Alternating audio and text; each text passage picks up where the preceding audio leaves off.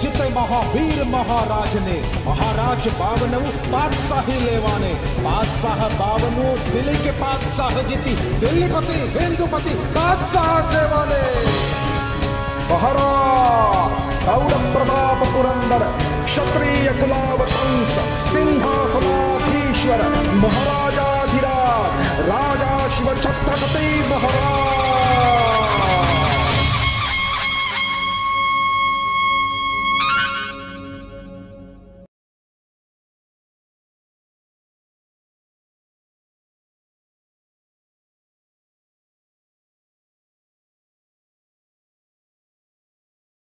नमस्कार. भारतीय इतिहास संकलन समिती कोकण प्रांत बोरिवली भाग निर्मित हिंदूपद पादशाही या मालिकेच्या तिसऱ्या भागात स्वागत. आपण हिंदवी स्वराज्य स्थापनेच्या राजकीय आणि सामाजिक अशा पार्श्वभूमीचा विचार करीत आहोत, अभ्यास करत आहोत. महाराष्ट्राचा पारतंत्र्य काळ, हिंदूंवरील अत्याचाराचे युग, तत्कालीन सामाजिक आव्हाने ही आपण या निमित्ताने समजून घेणार आहोत. गेल्या भागात अस्मानी सुलतानी या विषयाअंतर्गत आपण महाराष्ट्रातील इस्लामी आक्रमकांकडून झालेली विटंबना त्याचा आपण अभ्यास केला.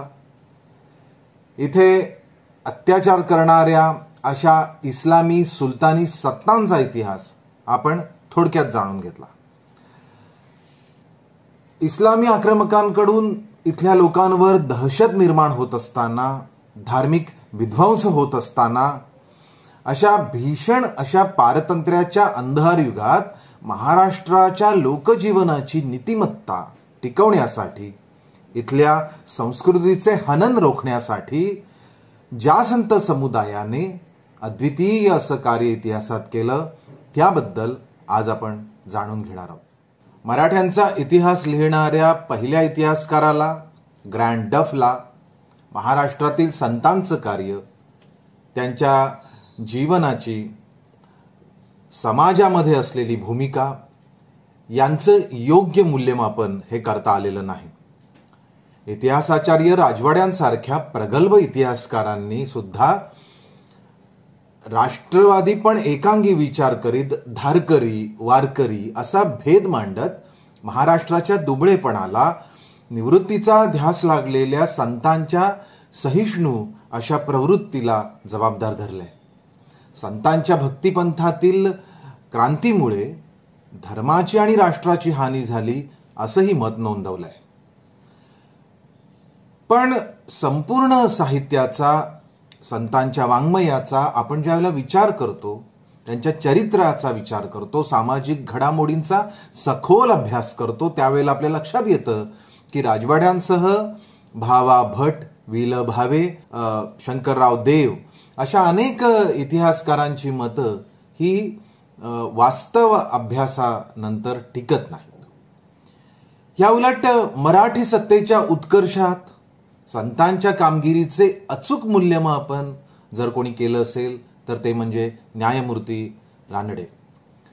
आणि त्यांचं विश्लेषण हे इतिहासाच्या वास्तवाच्या अधिक जवळ जाणार आहे.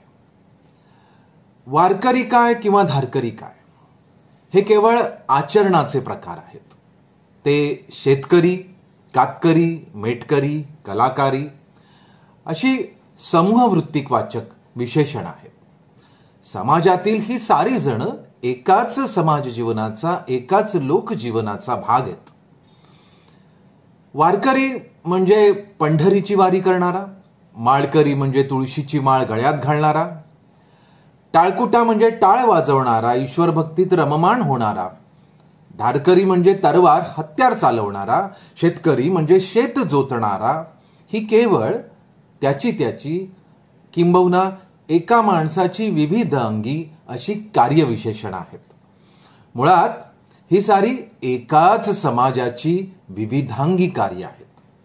पावसाळ्यापूर्वी शेत जोतणारा शेतकरी, ते जोतल्यावर रोप वाढेपर्यंत पंढरपूरची वारी करणारा वारकरी, परमेश्वराच्या नामसंकीर्तनामध्ये रममाण होणारा, टाळ वाजवीत भजन करणारा, प्रसंगी देव देश धर्म संत सज्जन लेकी सुना मुलं बाळ यांच्या रक्षणार्थ हत्यार उपसणारा धारकरी ही एकाच समाजाची लोकांची विविध अशी रूप आहेत.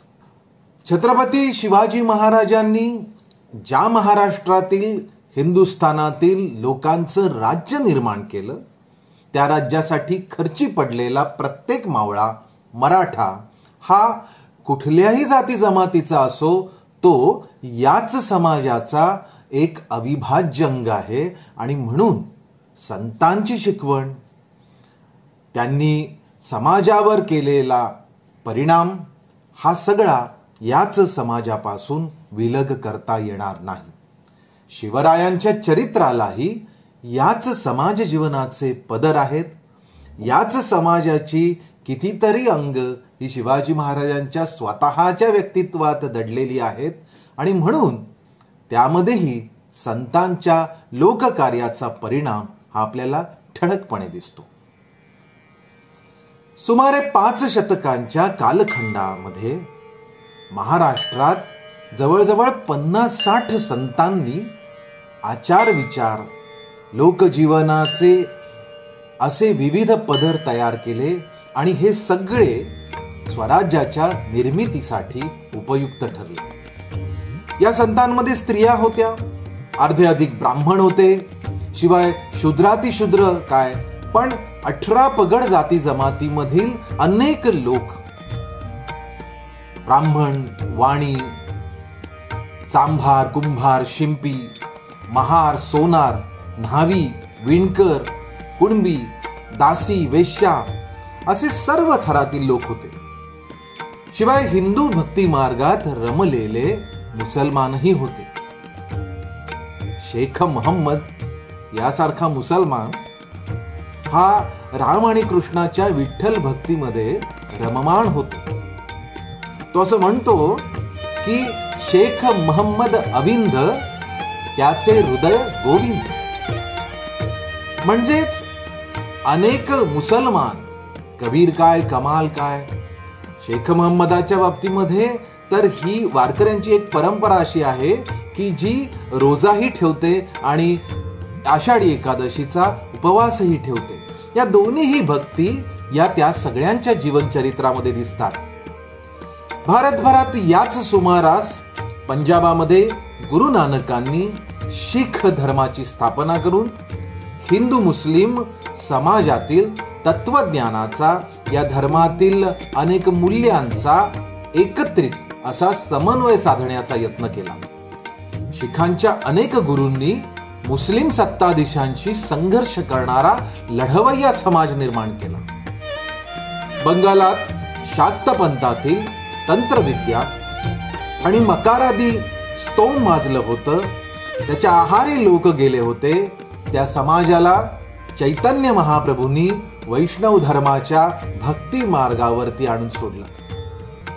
याच कालखंडात रामानंद कबीर कमाल सूरदास तुलसीदास रोहिदास मीराबाई जयदेव अशा अनेक संत कवींनी उत्तर हिंदुस्थानामध्ये रामकृष्ण भक्तीची प्रीती निर्माण केली.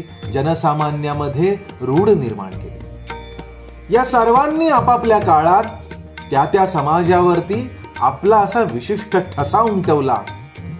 त्यांनी केलेल्या लोककार्याची तुलना ही आध्यात्मिक पोषण जरी त्यांनी समाजाचं केलेलं असेल, विचारांचं सुधारण केलेलं असेल, तरी सुद्धा महाराष्ट्रातील संत समुदायाने केलेल्या लोककार्याची तुलना ही या संतांशी करता येणार नाही.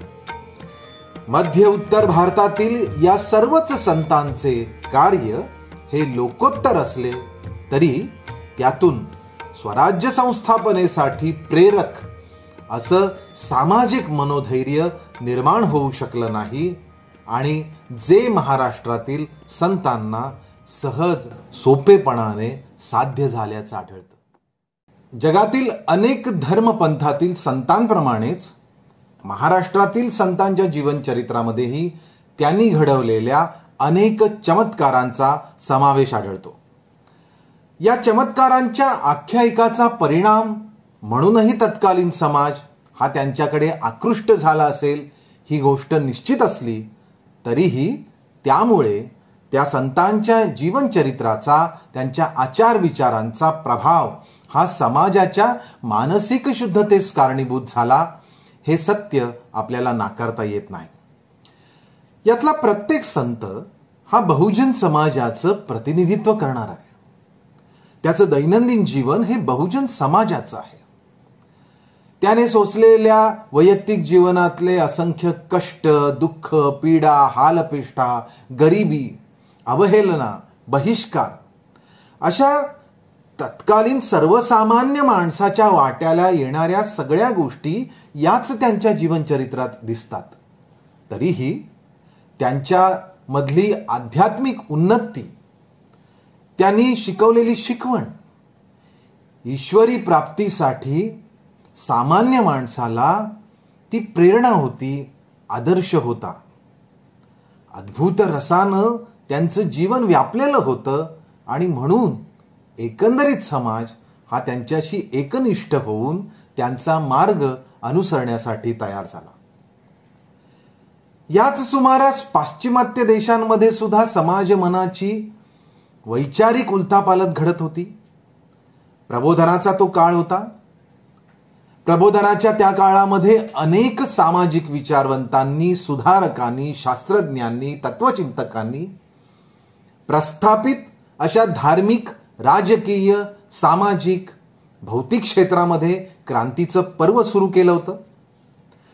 त्याच सुमारास ख्रिस्ती धर्माच्या पारंपरिक नीतिमूल्यांचा, त्या नीतिमूल्यांना मार्टिन ल्युथर किंग यांनी आव्हान दिलं होतं आणि प्रोटेस्टंट ख्रिस्ती पंथाची स्थापना केली होती. याउलट महाराष्ट्रातील संतांनी नवीन कोणताही धर्मपंथ याची स्थापना न करता प्राचीन, सनातन अशा वैदिक धर्माचेच खरे ज्ञान हे तळागाळातील लोकांपर्यंत पोहोचवण्यासाठी त्यावेळच्या धर्मपंडितांशी सामना केला.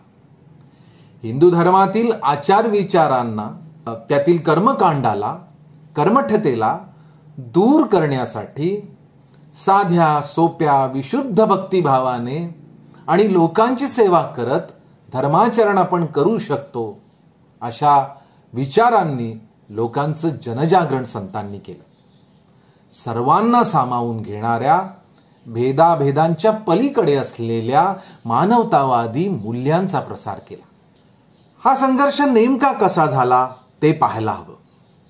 खरं तर परंपरेने हिंदू धर्मज्ञान, शास्त्रे, आचार विचार, त्याचे नीती नियम यांची धुरा ही ज्यांच्या खांद्यावर होती त्या ब्राह्मण धर्मपंडितांबरोबर क्षत्रिय, वैश्य अशा उच्च जाती जमातीमधील लोकांनी त्या काळामध्ये कर्मकांड, भेदाभेद, स्पृश्यास्पृश्यता आणि दांभिकतेने समाजामध्ये बजबजपुरी माजवली होती.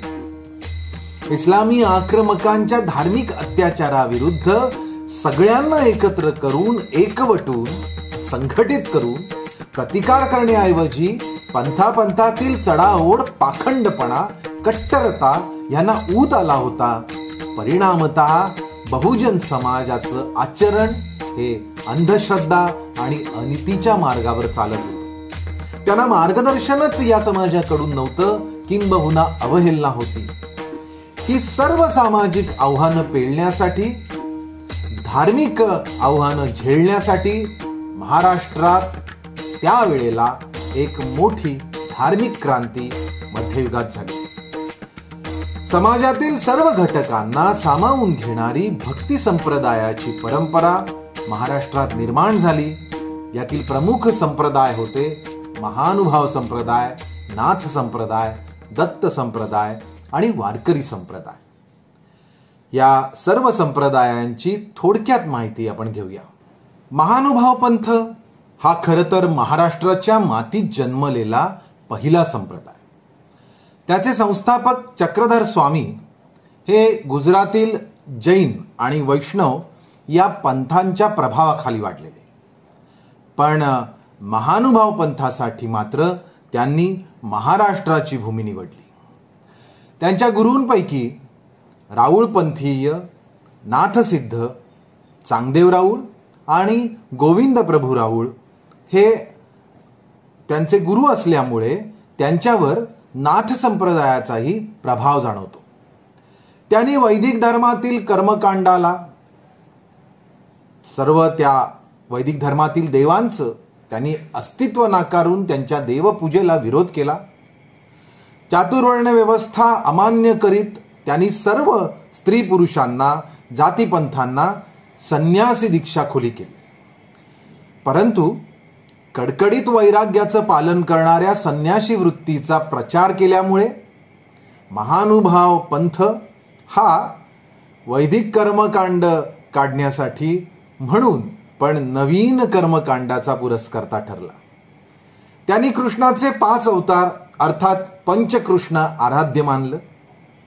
श्रीकृष्ण, दत्तात्रेय, द्वारावतीचे चांगदेव राऊळ, गोविंद प्रभू आणि स्वतः चक्रधर स्वामी असे 5 कृष्ण. पण श्रीकृष्ण भक्तीला त्यांनी संन्यासी धर्माच्या चौकटीमध्ये बंदिस्त केलं. नागदेवाचार्य हा चक्रधर स्वामींचा पहिला शिष्य. सुरुवातीच्या काळात ब्राह्मणांसह अनेक जाती जमातीतील लोक, जवळजवळ 500 शिष्य या पंथाला मिळाले. पण त्यानंतर त्याची वाढ होऊ शकली नाही. कडक आचार धर्मामुळे हा संप्रदाय सामान्य लोकांपासून दूर जात चालला. या पंथातील साहित्य वाङ्मयाने मात्र मराठी साहित्यात मोलाची भर टाकलेली आहे. केशीराजासारख्या संस्कृत पंडिताकडून जनसामान्यांच्या भाषेमध्ये मराठीत रचना या पंथाने करून घेतल्या. तुमचा अस्माद मी नेणेगा, मज श्री चक्रधरे निरुपल्ली मराठी, तियाची पुसा, असं स्मृतीस्थळ या ग्रंथात स्पष्टपणे म्हटलं आहे. माहिमभटाच्या लीळा चरित्र या पहिल्या मराठी पद्य ग्रंथात त्या काळातील समाज जीवनाचे छोटे छोटे असे अवशेष, त्याचे रूप, त्याचं स्वरूप हे आपल्याला सहज दिसून येतं. सिद्धांत सूत्र पाठ, दृष्टांत पाठ, 3ही स्थळ ग्रंथ असे ग्रंथ या पंथाच्या धर्मप्रसाराला उपयुक्त ठरले. नरेंद्र कवीच्या रुक्मिणी स्वयंवराने मराठी वाङ्मयामध्ये स्वतःचं असं मानाचं स्थान पटकावलेलं आहे.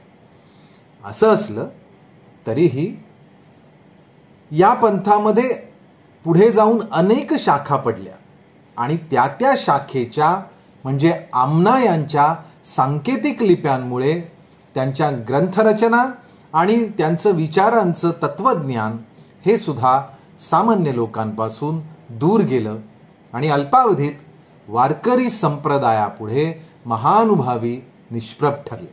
वारकरी संप्रदाय हा महाराष्ट्राच्याच नव्हे तर भारताच्या इतिहासातील खऱ्या अर्थाने तळागाळातील लोकांपर्यंत पोचलेला, समाजाच्या अत्यंत खालच्या अशा स्तरापर्यंत, शूद्रापर्यंत प्रत्येकाच्या हृदयापर्यंत पोचलेला असा लोकसंप्रदाय. या पंथाची शिकवण देणारे संत हे सर्वसामान्य लोकांमधून पुढे आले होते. महानुभाव पंथीय आचार्य हे लोकांच्या रागाला, बहिष्काराला घाबरत लोकांपासून दूर गेले. पण ज्ञानेश्वरांसारखे संत हे सर्वसामान्य लोकांच्या मधून पुढे आले होते. त्यांनी लोकांच्या बहिष्काराला न घाबरता बहुजन समाजातील लोकांचं दुःख जे त्यांच्याही वाट्याला आलेलं होतं त्या दुःखाशी एकरूप झाले. अवघाची संसार सुखाचा करीन, आनंदे भरीन तिन्ही लोक, अशी प्रतिज्ञाच ज्ञानेश्वरांनी घेतली. शिवरायांचे हिंदू स्वराज्य संस्थापना कार्य हे याच प्रेरणेने लोकांच्या आनंदासाठी उभे राहिले. संन्याशाची पोरं म्हणून पैठणाच्या धर्मपंडितांनी वर्णाश्रम धर्मातून बाहेर काढलेली अशी निवृत्ती, ज्ञानदेव, सोपान, मुक्ताई या सगळ्या भावंडांनी खरं तर त्या वर्णाश्रम धर्मालाच विरोध करायला हवा होता, पण आपल्या वडिलांच्याही आधीपासून चालत आलेल्या पंढरीच्या वारीला जनसामान्याचे आंतरिक बळ निर्माण करणारी आनंदवारी बनवण्याचं कार्य त्यांनी केलं. त्या वैदिक धर्माला, वर्णाश्रम धर्माला त्यातील दोष सारून अधिक मजबूत केलं. धर्मग्रंथातील वेदांचीच शिकवण ही द्वैताद्वैताच्या पलीकडे जाऊन सामान्य लोकांसाठी अत्यंत सोप्या भाषेत, त्यांच्या भाषेत, त्यांच्या शब्दात सांगत ईश्वर भक्तीचा मार्ग हा सर्वांसाठी खुला केला. खरं तर ज्ञानेश्वरांच्या भक्ती मार्गाची शिकवण बघितल्यास ती चिद्विलास आनंद स्वरूपाची आहे.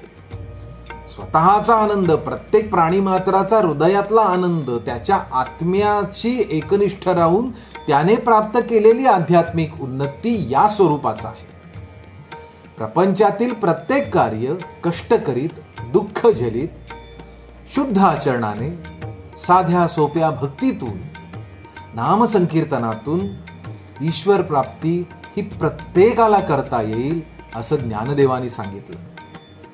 त्या काळातील सनातन वैदिक धर्माच्या कर्मकांड, पाखंड, भेदाभेद, उच्च नीचता या सगळ्यालाच त्या भावंडांनी एक प्रचंड असं आव्हान दिलं होतं. ज्या तळागाळातल्या समाजाला स्त्री, शूद्र अशा सगळ्या घटकांना जाती संस्था, पांडित्याचे पाखंड, बौद्धिक अशी कुचंबणा केलेली होती, त्या सगळ्या समाजाला धर्माच्या नावाखाली अनेक प्रकारे उच्चवर्गीयांनी बांधून टाकलं होतं.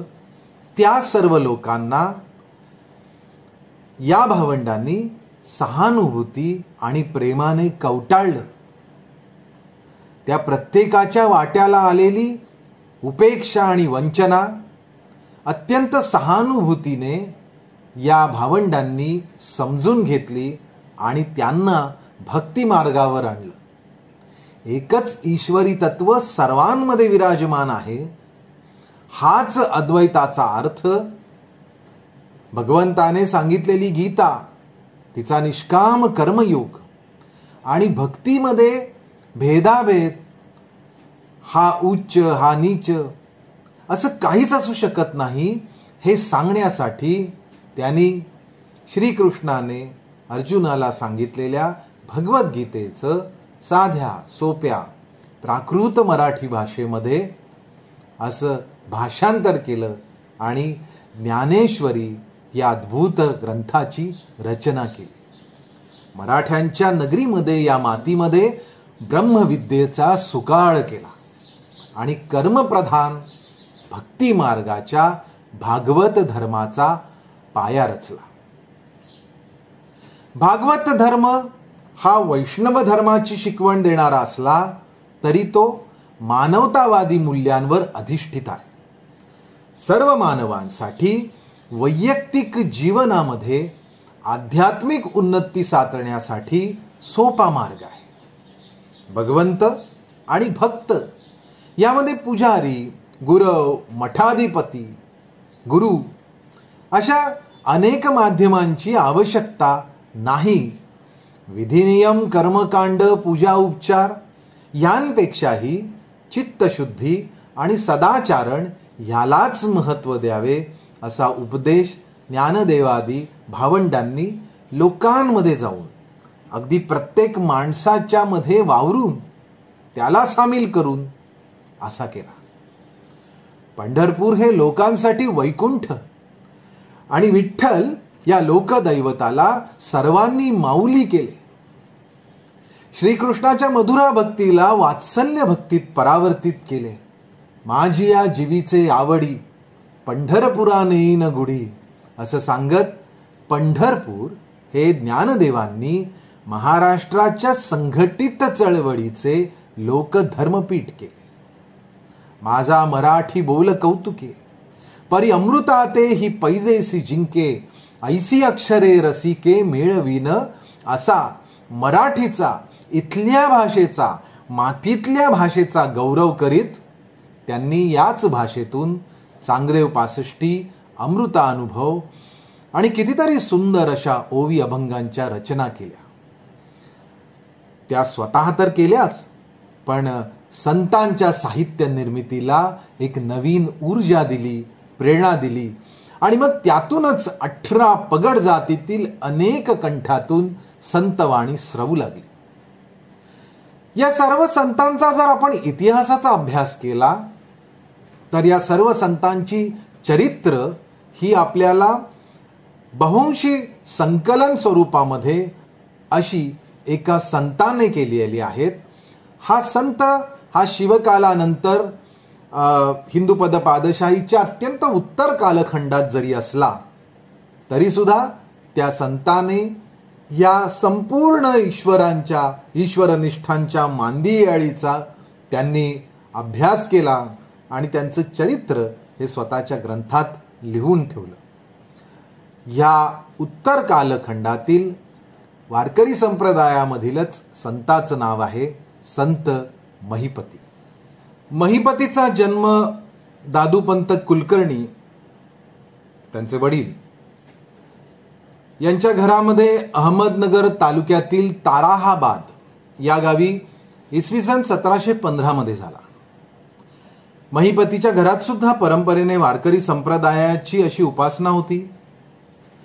तुकाराम महाराजांनी स्वप्नात दृष्टांत देऊन महिपतींना सर्व संतांची चरित्र लिहिण्यास सांगितलं आणि म्हणून त्यांनी भक्ती विजय या ग्रंथाची निर्मिती केली असा उल्लेख येतो. 1762 ते 63 हा साधारण भक्ती विजय या ग्रंथाच्या निर्मितीचा काळ. याशिवाय महिपतींनी कथासारास्मृत, संत लीलामृत, भक्त लीलामृत आणि संत विजय असे ग्रंथ लिहिले. महिपती यांचा मृत्यू 1790 मध्ये झाला.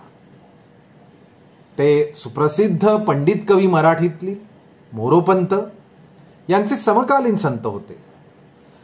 महिपतींच्या भक्तविजय या ग्रंथामध्ये अनेक संतांची चरित्र आलेली आहेत. साधारण आपण जर त्यांची नावं बघायचा प्रयत्न केला तर आपल्याला आढळतं पुंडलिक, ज्ञानदेव, विसोबा खेचर, जयदेव, कबीर, कमाल, रामानंद, पद्मनाभ, भानुदास, केशवस्वामी, गोमाई, लतीफ शहा, संतोबा पवार, निळोबा, बहिराम भट, नागनाथ, जनजसवंत, राजा सात्विक, सेना न्हावी, जगन्मित्रा, नामदेव, गोरा कुंभार, परिसा भागवत, नरहरी सोनार, कान्होपात्रा, संत रोहिदास, मीराबाई, राजा पापाजी, नरसी मेहता, डाकोरचे रामदास, शांता बहमनी, दामाजी पंत, कुर्मदास, राका कुंभार असे साधारण तळागाळातील आणि बहुजन समाजातील अनेक संत कवी हे भक्ती विजय या ग्रंथामध्ये आपल्याला सापडतात. समाजातील 18 पगड जातीतील सर्वच प्रांतातून, सर्वच स्तरातून ही संत मंडळी उदयाला आलेली होती. त्यांच्या अभंग रचना या ज्ञानेश्वरांच्या प्रेरणेतून जन्माला आलेल्या होत्या. मुळात ज्ञानेश्वर हे नाथपंथीय होते. नाथपंथाची दीक्षा घेतलेल्या ज्ञानदेवांनी त्याच पंथाची एकाकी प्रचार पद्धती ही सोडून सामूहिक भक्तीचा आनंद लुटणारी अशी ईश्वरनिष्ठांची मांदियाळी तयार केली. बघता बघता पंढरपूरच्या वाळवंटामध्ये अनेक संतांचा मेळाच जमला. हठयोगी चांगदेव खरं तर तंत्रविद्येचे उपासक, पण तेही ज्ञानेश्वरांच्या चरणी लागून मुक्ताईचे शिष्य झाले. नामदेवांसारखा एकाकी विठ्ठल भक्तीत रमणारा अत्यंत प्रतिभावान कीर्तनकार हा या संप्रदायाचा प्रभावी प्रचारक ठरला.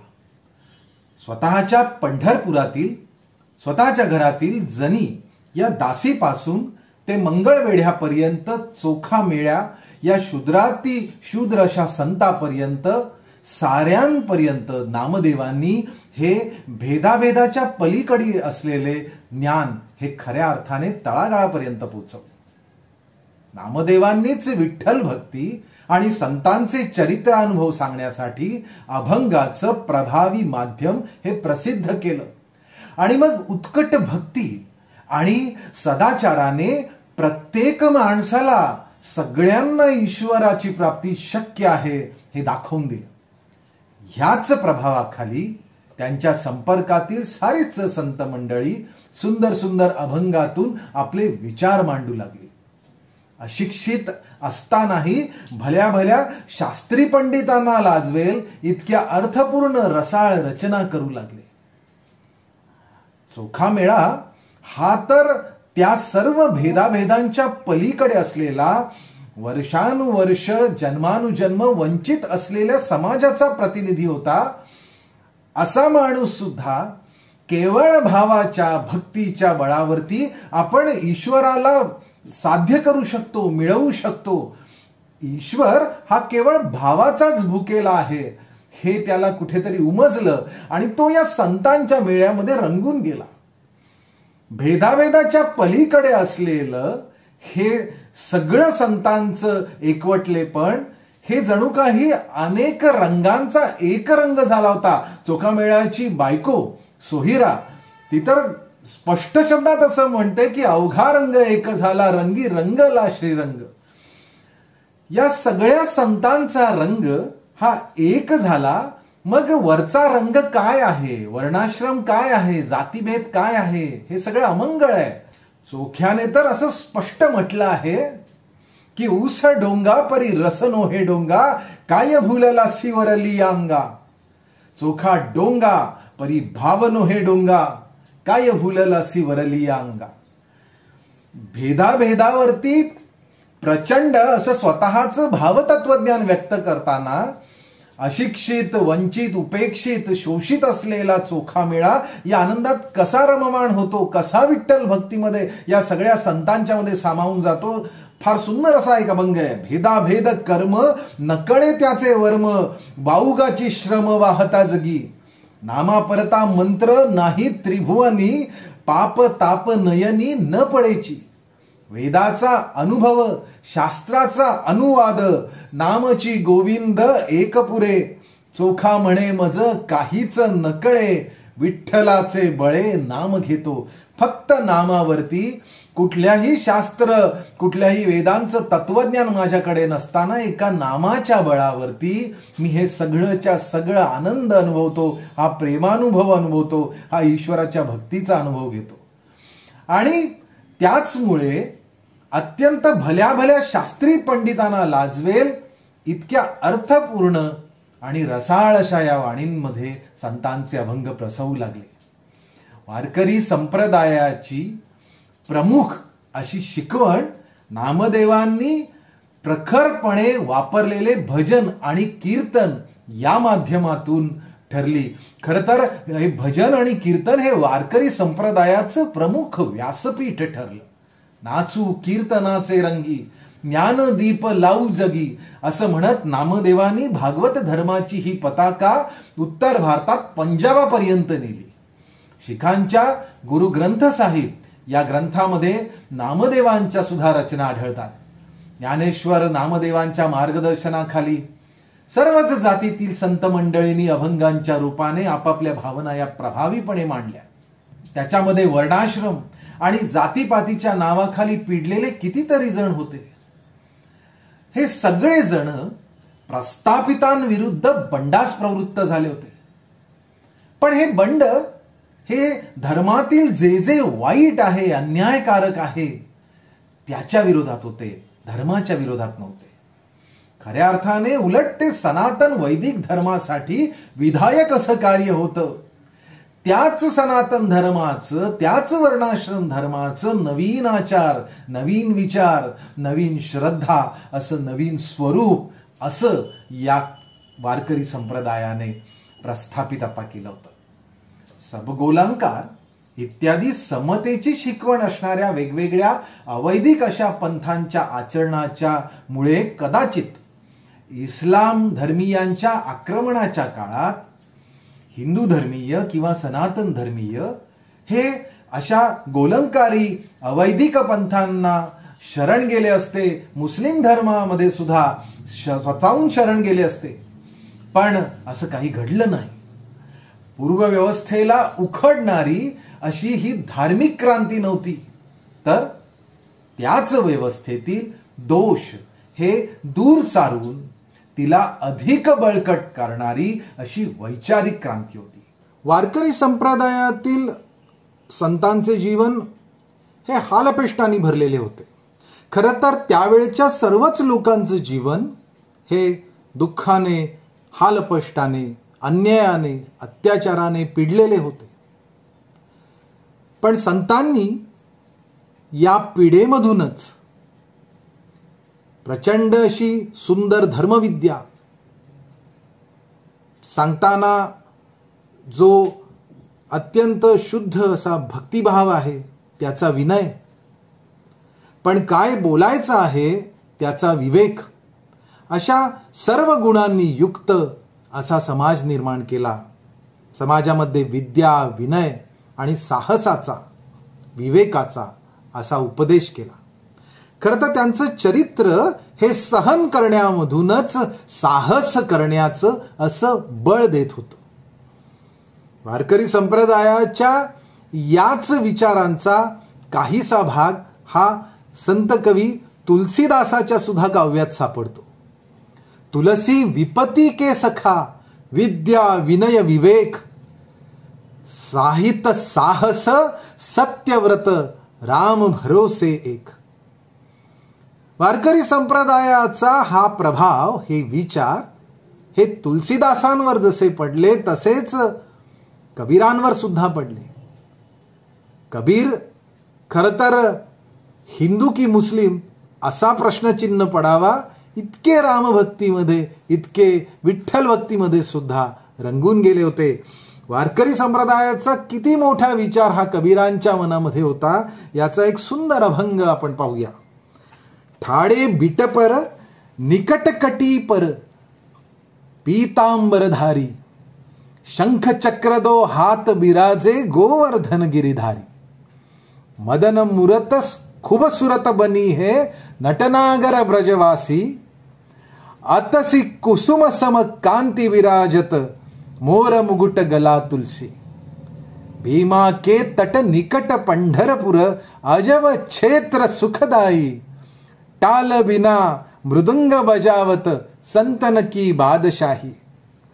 भजन पूजन हरि कीर्तन निशिदिन, गावत हरि लीला, प्रेम सुख को लंपत बैठ कर, पुंडलीक मतवाला. छोड़ दिया वैकुंठ सुख, हरि भाव भगत का भूखा, कहत कबीर हरि से मीठा, लागत तुलसी बुक्का. ज्ञानेश्वरांचा समाधी काळ आणि त्याच्या थोडे अलीकडे अल्लाउद्दीन खिलजीने आक्रमण केलं महाराष्ट्रावर, या दोन्ही घटना महाराष्ट्राच्या इतिहासात दूरगामी परिणाम करणाऱ्या ठरल्या. मुस्लिम आक्रमणाच्या काळात नाथपंथ, महानुभाव पंथ आणि वारकरी संप्रदाय सुद्धा, या साऱ्याच पंथांना थोडी थोडी उतरती कळा लागली. पण तरी सुद्धा नामदेवानंतर या पंथाची सुद्धा थोडी हानी झाली. पण बहमनी सत्तेच्या काळखंडात दामाजी, कान्होपात्रा, सेनानावीर, भानुदास अशा कितीतरी संतांनी वारकरी पंथ हा टिकवून ठेवला. या अंधार युगात महाराष्ट्रात नाथ, दत्त, वारकरी संप्रदाय या तिन्ही संप्रदायांच्या नैतिक मूल्यांचा समावेश जर कोणी साधला असेल आणि खऱ्या अर्थाने त्या समाजाला एका समन्वयक अशा क्रांतिकारी संताचा जर उपयोग झाला असेल तर ते संत म्हणजे एकनाथ. एकनाथांचे गुरु जनार्दन स्वामी हे दत्त संप्रदायाचे उपासक होते. श्रीपाद श्रीवल्लभ आणि नृसिंह सरस्वती हे दोघ जण या संप्रदायाचे प्रमुख संस्थापक होते. पीर फकीर, चमत्कारी अशा सुफी साधूंच्या आहारी जाणाऱ्या समाजाला त्यांनी त्या काळी दत्त संप्रदायाद्वारे रोखून धरलं. त्या सुफी साधूंसारखे चमत्कार आपल्या योग सामर्थ्याच्या बळावर करून समाजाला दत्त भक्तीमध्ये आणलं. या दत्त संप्रदायाची प्रमुख क्षेत्र गाणगापूर, पैठण, बीड, माहूर ही सगळी मुस्लिम प्रांतातच होती. पण हा संप्रदाय मात्र वैदिक धर्माभिमानी होता. शंकराचार्यांची मते, कर्मकांड यांच्या प्रभावाची शिकवण देणारा होता. गुरुचरित्र या प्रमुख धर्मग्रंथामध्ये दत्त संप्रदायाची सर्व विचार तत्व ही आपल्याला समोर दिसतात. कडक धर्माचरण, ब्राह्मण शूद्रादी भेदाभेद, संन्यास धर्माचं प्रसंगी अवडंबर ह्या सगळ्यांचा समावेश असल्यामुळे कदाचित तो हिंदू धर्माची त्या काळात एकजूट करण्यास अपुरा पडला. अंधश्रद्धाही वाढीला लागली. याच दत्त संप्रदायाचे जनार्दन स्वामी यांनी हे सगळे दोष, हे मर्म जाणले आणि आपल्या शिष्याला एकनाथांना मुस्लिम आक्रमणाला रोखू शकणाऱ्या अशा नाथवारकरी संप्रदायाच्या ज्ञानेश्वरांच्या भागवत धर्माच्या मूल्यांना दत्त संप्रदायाशी जोडण्याचं आव्हान दिलं. उच्च धर्मतत्व सोडून लोक त्यावेळेला जाखाई, जोकाई, पीर फकीर, शेंदूर मागलेले, दगड धोंडे या सगळ्यांच्या भक्तीला आहारी गेले होते. एका बाजूला बहमनी राज्याची शक्ल होत होती. दक्षिणी, उत्तरी परदेशी, शिया सुन्नी अशा मुस्लिम धर्मामधीलही भांडणांना ऊत आला होता. काही मराठी घराणी मुस्लिम सत्तेच्या सरदारकीमध्ये घुसली होती. ब्राह्मण, क्षत्रिय अशा प्रमुख अशा उच्चस्तरीय लोकांना त्यांच्या कर्तृत्वाला वाव मिळाल्यामुळे समाजामध्ये उच्च नीच असा भाव सहज आला, तो पुन्हा बळावला आणि या साऱ्या उद्भवलेल्या संस्कृती आणि साहित्य क्षेत्रातील आव्हानांना तोंड देण्याचं काम अत्यंत महत्त्वाचं असं कार्य, जे पुढे जाऊन हिंदूपद पादशाहीच्या सामाजिक विचारांचा पाया रचणारं ठरलं, ते काम एकनाथांनी केलं असं आपल्याला म्हणायला काहीच हरकत नाही.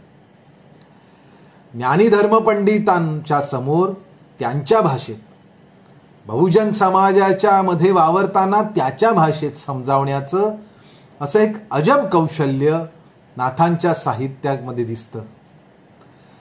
त्यांच्याकडे विलक्षण प्रतिभा होती. त्यांनी स्वतः सांगितलं आहे की ज्ञानी निवती परमार्थ बोधे. ज्ञानी लोकांना परमार्थाचा बोध सांगितला की आनंद होतो. पंडित निवती पदबंधे. पंडितांना काव्य रचना लागतात, सुंदर सुंदर पदबंध लागतात. लोकनिवती कथा विनोदे. बहुजन समाज, साधे सामान्य लोक हे त्यांना खुसखुशीत कथा, सोप्या कथा, अत्यंत विनोदी, चुटके असं काहीतरी लागतं. अशा सगळ्या प्रवृत्तींनी ग्रंथ संबंधे जगनिवे, म्हणजे ग्रंथांच्या निर्मितीने जग हे सुंदर होतं. ज्ञानेश्वरीच्या पाठभेदातील अनेक दोषांना त्यावेळेला बाजूला सारून नाथांनी ज्ञानेश्वरीचे पुनर्लेखन केले. त्यांनी एकनाथी भागवत हा प्रतिम धर्मग्रंथ लिहिला. मी धर्मग्रंथ शब्द यासाठी वापरला कारण ज्ञानेश्वरी इतकाच वारकरी संप्रदायामध्ये एकनाथी भागवत हा ग्रंथ पूजला जातो आणि त्या ग्रंथाची पारायण सुद्धा केली जातात. भावार्थ रामायण हे तर मराठी भाषेतील अद्भुत रामायण आहे. बालकांडातील कौसल्याच्या डोहाळ्यामध्ये तोडा नवग्रहाची बेडी, सोडा देवांची बांधवडी, उभवा रामराज्याची घुडी, आज्ञा धडपुडी तिन्ही लोकी. हे शब्द काय? किंवा मग अरण्यकांडामध्ये संरक्षावे गो ब्राह्मण हेची व्रत स्वधर्माचरण, हे शब्द काय? हे शब्द खऱ्या अर्थाने यावनी सत्तेचे उच्चाटन करणाऱ्या भविष्यातील स्वराज्याची भविष्यवाणी होती, नांदी होती, जी नाथांच्या शब्दामध्ये प्रकट होत होती. म्हणजे नाथांनी आपल्या रचनांमध्ये आडून कधी कधी स्पष्टतेने पण यावनी सत्ता उलथून टाकण्यासाठी सुद्धा वेगवेगळी रूपकं वापरलेली आहेत. एका बाजूला जनसामान्यांच्या अशा अंधश्रद्धांवर सुद्धा त्यांचा प्रहार होता. देव देवळ यांचे रक्षण करणारे असं रामराज्य एकनाथ आपल्याच धर्मियांकडे मागत होते. आपल्याच धर्मातील विटंबना थांबवण्यासाठी वेताळ, फेताळ, खंकाळ, मेस्को, मार्को, मैराळ, जानाई जोखाई क्षेत्रपाळ, महिषासुर दैत्य मातला सकळ, अबबबब पीडा गेली अंबे, बया दार उघड, असं त्यांनी जगदंबेला आव्हान केलं होतं. अंधश्रद्धांवर झोड उठवत सनातन धर्माच्या देवांच्या अवतार कार्यांची आठवण ही गोंधळाच्या रूपाने समाजाला ते करून देत होते. आंतरिक बळाला अन्यायाविरुद्ध उठवण्यासाठी समाजामध्ये एकजूट करत होते. बहुजनांना समजेल अशा विविध सोप्या रचनांना नाथांनी मराठी संस्कृतीचं प्रचारक आणि प्रसारक बनवलं. भावभक्तीचे रसाळ अभंग, शृंगार रसाच्या गवळणी, कथा विनोदांची खुशखुशीत भारुड, पांडित्याचे श्लोक, ओव्या, अभंग सार सार नाथांनी लिहिलं. मुळात भूतदया हा एकनाथ महाराजांचा स्थायी स्वभाव होता. फकीराने वारंवार थुंकणे आणि पुन्हा पुन्हा स्नान करणे काय, किंवा शिवाच्या अभिषेकासाठी आणलेली गंगा ही गाढवाच्या मुखात घालणं काय, पितृश्राद्धाला शूद्रातिशूद्र अशा महाराची भूक भागवणं, त्यासाठी ब्राह्मणांच्या रोषाला बळी पडणं, बहिष्काराला सामोरं जाणं, अशा त्यांच्या जीवनचरित्रातील कितीतरी घटना या त्यांच्या भूतदयेच्या, समतावादी विचारांच्या, सत्य आणि सौजन्यमयी व्यवहाराच्या द्योतक आहेत. स्वतःच्या आचरणातून समाज सुधारणा करणारे एकनाथ महाराज हे महाराष्ट्राच्या इतिहासातील पहिल्या फळीचे समाज सुधारक होते.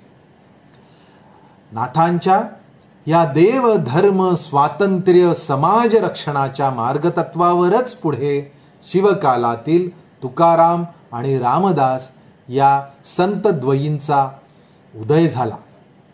बहिणाईने आपल्या अभंगात म्हटल्याप्रमाणे खरंच एकनाथ हे महाराष्ट्राच्या आध्यात्मिक देवालयाचे, सांस्कृतिक अशा मंदिराचे खांब झाले. बहिणाबाई म्हणते, संत कृपा झाली, इमारत फळा आली, ज्ञानदेवे रचिला पाया, उभारले देवालया. नामातयाचा किंकर तेणे रचिले आवार, जनार्दन एकनाथ खांब दिदला भागवत, तुका झाला से कळस, भजन करा सावकाश, बहिणी म्हणे फडकती ध्वजा, निरूपणा केले वोजा. तुकाराम महाराज हे भागवत धर्माचे, वारकरी संप्रदायाचे कळस झाले. या संत बहिणाईच्या म्हणण्याला तुकारामांच्या अभंगगाथेचे अधिष्ठान आहे. वेदांचा तो धर्म आम्हासची ठावा, येरांनी वहावा भार माथा, असं समाजाला ठणकावताना त्यांना वैदिक धर्माचं मोठेपण सांगायचं आहे, पण त्यावर अधिकार सांगणाऱ्या धर्म मार्तंडाच्या पाखंडाला आव्हान द्यायचं आहे. संतांचा स्वभाव काय याचं सुंदर वर्णन, किंबहुना संत हे वरवर आध्यात्मिक पातळीमधील सहिष्णुतावादी, सर्वसमावेशक, दया, क्षमा, शांती यांचं द्योतक असले तरी सुद्धा मुस्लिम अशा धर्म आक्रमकांसमोर स्वराज्याच्या निर्मितीसाठी ते त्यांचं कार्य हे अत्यंत प्रखरपणे कठीण वज्रास भेदवैसे करू शकतात असे परखडीत शब्द तुकारामांनी मांडलेले आहेत. बहुमेणाहुनी आम्ही विष्णुदास, कठीण वज्रास भेदवैसे, मेले जित असो निजोनिया जागे, जो जो जो जे मागे ते ते दे, भले तरी देऊ कासेची लंगोटी, नाठाळाचे माथी हाणू काठी, माय बापाहुनी बाहू मायावंत, करू घातपात शत्रुहानी, अमृत ते काय गोड आम्हा पुढे, विष ते बापुडे कडू किती, तुका म्हणे आम्ही अवघेची गोड, ज्याचे पुरे कोड त्याचे परी. स्वतःच्या जीवनातील चढउतार, दैन्य, दुःख, हालपेष्टा तुकाराम महाराजांच्या वैयक्तिक आयुष्यामध्ये त्यांना या सगळ्यामुळे वैराग्य प्राप्त झाले. तरीही तुका म्हणे आता उरलो उपकारापुरता या जाणीवेने त्यांचे अभंग हे सामाजिक उन्नतीचे उपदेश करू लागले. तुकारामांची अभंग गाथा म्हणजे महाराष्ट्राच्या सामाजिक, सांस्कृतिक, आध्यात्मिक विचारांचे विद्यापीठ आहे. तुकारामांच्या गाथेत विचार आणि विकारांचा, जीर्ण परंपरा, रूढीवाद, अंधश्रद्धा आणि भक्ती, दया, मानवतावादाचा, पांडित्याच्या पाखंडाचा आणि धर्म निष्ठावान अशा सदाचाराचा संघर्ष दिसून येतो. धर्माचे पाळण करणे पाखंड खंडन, हेची आम्हा करणे काम, बीज वाढवावे ना, तीक्ष्ण उत्तरे हाती घेऊनी बाण फिरे, नाही भीड भार, तुका म्हणे सान थोर. इथे स्वधर्माचे पालनच तुकाराम महाराजांना सुचवायचे आहे, पण त्यातील पाखंडाला संपवायचं आहे हा निर्धार बाळगताना कोणतीही भीड बाळगायची नाही असं तीक्ष्ण उत्तर हे समाजाला तुकाराम देत आहेत. त्यांचे विचार समाजापर्यंत पोहोचवत आहेत. एक अत्यंत प्रभावी असा संदेश तत्कालीन समाजाला देत आहेत, ऊर्जा देत आहेत. आपल्याला जो सर्वसमावेशक अशा हिंदू संस्कृतीचा सदाचारी समाज हवा आहे, ते ध्येय आपण आपल्या वाणीतून सहज निर्माण करू शकतो. आपल्या कार्यातून ते सहज साध्य होऊ शकतं. केवळ निश्चय हवा. निश्चयाचे बळ तुका म्हणे तेची फळ, या त्यांच्या आत्मविश्वासी बोलण्यामधून, शब्दामधून ते व्यक्त होते. शिवकालातील समाजाला तुकारामांच्या अभंगातून मिळालेले आध्यात्मिक बळ आणि त्या पुढील कालखंडातील रामदास स्वामी यांच्या रचनातील सामाजिक सामर्थ्य शिवरायांच्या हिंदूपद पादशाहीला या दोन्हीही गोष्टी या प्रचंड उपयुक्त ठरल्या. हा प्रवास निश्चयाचे बळ ते निश्चयाचा महामेरू कसा झाला ते पुढील अनेक भागांमध्ये आपण पाहू. तुकारामांनी तत्कालीन महाराष्ट्राचं मन तयार केलं, तर रामदास स्वामींनी मनगट तयार केलं. महाराष्ट्राच्या संत परंपरेत शिवरायांचे समकालीन असलेले संत रामदास स्वामी हे इतर संतांपेक्षा वेगळे आहेत. हे वेगळेपण जेवढं त्यांच्या चरित्रामध्ये आहे तेवढंच त्यांच्या विचारात सुद्धा आहे. हिंदू पद पादशाहीची, हिंदू धर्माची कळकळ, त्याचं संरक्षण, स्वराज्याची चळवळ या दोन्हीही त्यांच्या रचनांमधून दिसून येते. त्यांच्या आध्यात्मिक जाणीवा या व्यक्तिगत आहे, तर सामाजिक जाणीवेमध्ये स्वराज्याची, राजकीय स्वातंत्र्याची अशी महत्वाकांक्षा आहे. रामदास हे रामभक्ती संप्रदायाचे उपासक आहेत. रामदासी संप्रदायाचे संस्थापक आहेत. लहानपणी लग्नाच्या मांडवातून पळून जाऊन त्यांनी आपलं घर सोडलं. नाशिकला तपाचरण करीत असताना अनेक धर्मग्रंथांचा, हिंदू तत्वज्ञानाचा अभ्यास केला. भारतभर तीर्थयात्रा करीत पदभ्रमण केलं. देशाच्या परिस्थितीचं, त्या काळच्या सामाजिक राजकीय आव्हानांचं नीट निरीक्षण केलं. अस्मानी सुलतानी आणि परचक्र निरूपण अशा स्फुट रचनांमध्ये त्यांचे त्या काळचे निरीक्षण हे इतिहासासाठी स्थल काल परिस्थितीचे भक्कम असे पुरावे आहेत. पदार्थ मात्र तितुका गेला, नुसता देश चिवरला, येणे करिता बहुताला संकट झाले. लोके स्थान भ्रष्ट झाली, कितेक येथेची मेली, उरली ते मराया लागली गावावर. काही रेडे पाडे उरले, ते लोक गावांवरी आले, सरगा करिता मारोनी गेले रेडे पाडे. माणसा खावया धान्य नाही, अंथरुण पांघरुण तेही नाही, घर कराया सामग्री नाही, काय करीती. पुढे आला पर्जन्य काळ, धान्य महर्ग दुःखकाळ, शाकार नाही भळभळ रिचवे पाणी. कितेक अनाचारी पडिली, कितेक याती भ्रष्ट झाली, कितेक ते आक्रंदली मुले बाळी.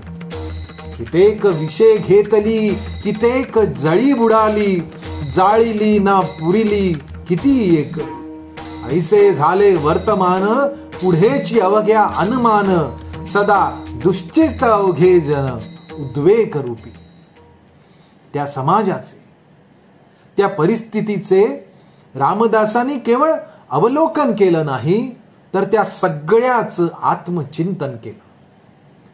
स्वतःच असं विलक्षण सामर्थ्य उभारून स्वातंत्र्य प्राप्तीची चळवळच उभारली पाहिजे आणि देव धर्म यांच्या रक्षणासाठी समोर असलेल्या शत्रूवर तुटून पडलं पाहिजे.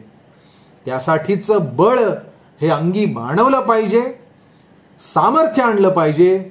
या विचारांचा प्रसार करण्यासाठी त्यांनी चाफळ येथे इसवी सन 1644 मध्ये रामदासी संप्रदाय स्थापन केला. शिवरायांचं राजकीय कार्य आणि रामदासांचं सामाजिक कार्य हे साधारणपणे एकाच दिशेने वेगवेगळं पण समांतर असं काहीसं होतं. ते कारण नव्हतं, तर पूरक होतं, पोषक होतं. एकाच समाजाच्या उदयाची चिंता ही दोघांच्याही ठायी होती. रामदासांनी स्वतः वैयक्तिक जीवनात प्रपंच नाकारला, पण तरीही प्रपंचातील परमार्थाचे सार्थ असे निरूपण केले.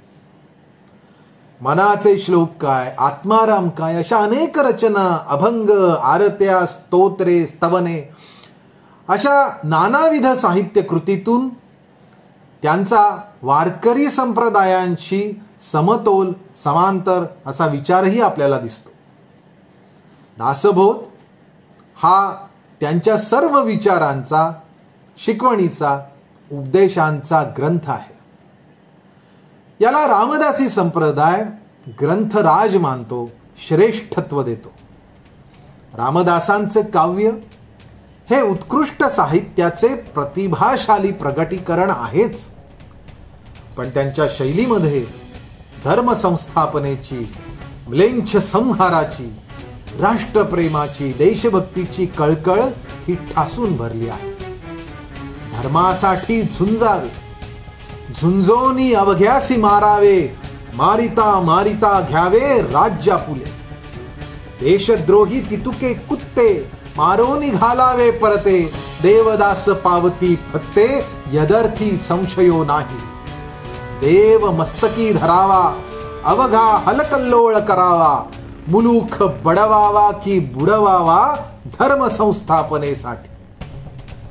या जाणीवांनी ते स्वराज्यासाठी सर्व प्रकारे यत्न करण्याचे, मलोपासनेचे, सामर्थ्य निर्माण करण्याचे असे समाजाला आव्हान करत होते, उपदेश करत होते. वन्नितो चेतवावारे चेतवितांची चेततो, केल्याने होत आहे रे आधी केलेची पाहिजे. रामदासांच्या काव्याचे अनेक पदर हे शिवचरित्रामध्ये येतात आणि वेगवेगळ्या वेळेला यापुढे जाताना आपण ते सगळे पाहू. तुकाराम काय किंवा रामदास काय, हे दोन्ही संत हे कमी अधिक फरकाने शिवकाळामधलेच. त्या दोघांचेही वैचारिक अधिष्ठान हे शिवकालीन समाजाला मार्गदर्शक ठरलेले आहे.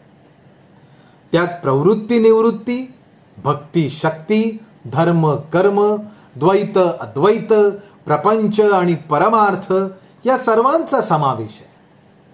थोडक्यात सांगायचं तर संतांनी महाराष्ट्राला तत्वज्ञान दिले, भक्ती दिली, आचार विचार सदाचरण याचा सुंदर बोध केला. वैयक्तिक आध्यात्मिक उन्नती आणि सामाजिक नीतिमान प्रगती या दोन्हीचा मार्ग प्रशस्त केला. भागवत धर्माने जे जीवन दर्शन महाराष्ट्राला घडवले त्यातूनच मानवतावादाचा महाराष्ट्र धर्म जन्माला आला. इस्लामी आक्रमकांच्या समोर सनातन हिंदू धर्माचे संस्कृतीचे संरक्षण झाले, विचारांचे संरक्षण झाले. त्यासाठीच्या समाजाचे मानसिक संगोपन हे संतांनी केले. सामाजिक नीतिमत्ता ढळून देण्यासाठी संयम आणि सामर्थ्य या दोहोंच्या पुनरुत्थापनासाठी, शिवरायांच्या स्वराज्यासाठी, हिंदू पदपादशाहीसाठी योग्य अशी माणसं निर्माण करण्याचं, त्यांची मनोभूमिका सुसंस्कृत करण्याचं असं अद्भुत पण आवश्यक असं सामाजिक कार्य हे संतांनी केलं हे निश्चित. संतांनी निर्माण केलेल्या या पार्श्वभूमीचा परिणाम काय झाला? हिंदू संस्थापन कसं झालं? बहमनी सुलतानानंतर पातशाया आल्या. इतका प्रदीर्घ काळ, जवळजवळ 300 वर्ष असलेल्या अंधार युगाला संपवलं कसं गेलं? मराठी सरदार घराणी त्या काळामध्ये उदयाला कशी आली? प्रामुख्याने शिवरायांच्या भोसले या घराण्याचा उत्कर्ष कसा झाला, ते कसं पुढे आलं? शहाजीराजांनी ही संतांच्या शिकवणीमधून त्या काळातील आव्हानं बघून कोणती प्रेरणा ही स्वतःच्या जीवनात घेतली? तत्कालीन समाजामधील संघर्षाचा, धार्मिक आणि सामाजिक स्वातंत्र्याचा पुरस्कार करणारे असे विचार जिजाऊ साहेबांच्या कुशीमध्ये स्वराज्याचं अंकुर हे कसं आकारलं, हे सगळं आपण जाणून घेणार आहोत पुढच्या भागात. तोपर्यंत नमस्कार. आता विश्वात्मकी देवी येणे वाग्यज्ञे तोषावी, तोषोनी मज द्यावे पसाय दानही, जे खळांची व्यंकटी सांडू तया सत्कर्मी रतिवाडो, भूतां परस्परे पडो मैत्र जीवाचे, दुरितांचे तिमिर जाओ, विश्वस्वधर्म सूर्ये पाहू, जो जीवांचील तो ते लाहो, प्राणी जातो. ज्ञानदेव सोपान मुक्ताबाई एकनाथ नामदेव तुकाराम, निवृत्ती ज्ञानदेव सोपान मुक्ताबाई एकनाथ नामदेव तुकाराम